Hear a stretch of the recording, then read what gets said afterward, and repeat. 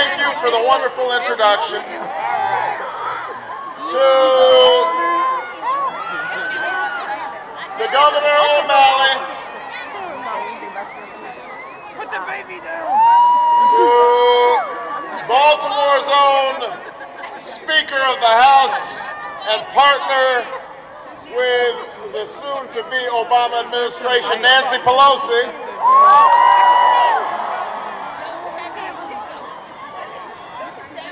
to members of the Maryland congressional delegation, to Maryland state and elected officials, to the best possible vice president-elect anybody could ever hope for, Joe Biden, and to his even more wonderful wife, Jill Biden,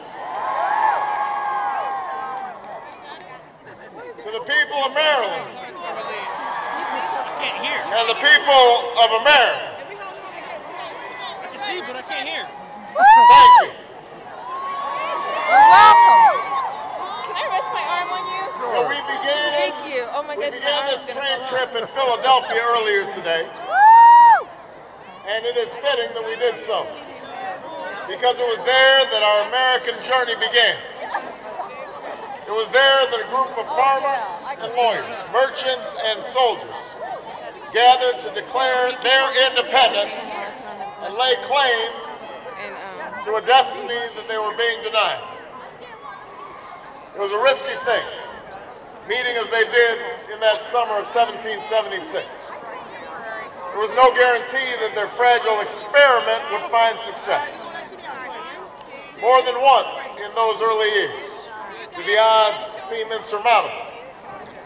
More than once did ordinary men, fishermen, laborers, and craftsmen who called themselves an army face the prospects of defeat. And yet they were willing to put all they were and all they had on the line. Their lives, their fortunes, and their sacred honor for a set of ideals that continue to light the world. That we are all equal.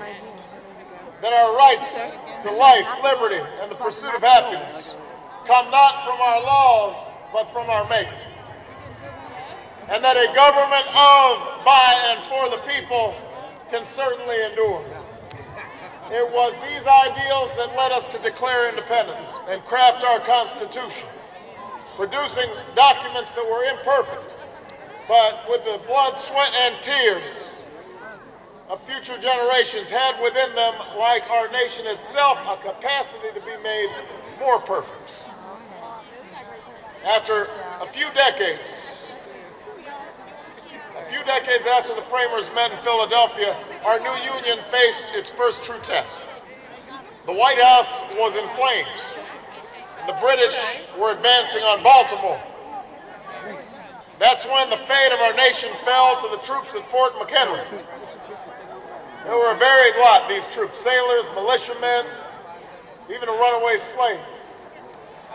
But on one long and rainy night, they beat back the greatest navy that the world has ever known. And when that night was over, they raised a flag in triumph, inspiring an onlooker to compose a poem that became the Star-Spangled Banner.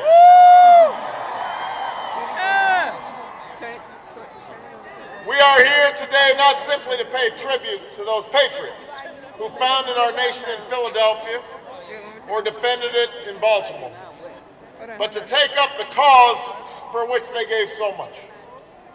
The trials we face are very different now, but they're severe in their own right. Only a handful of times in our history has a generation been confronted with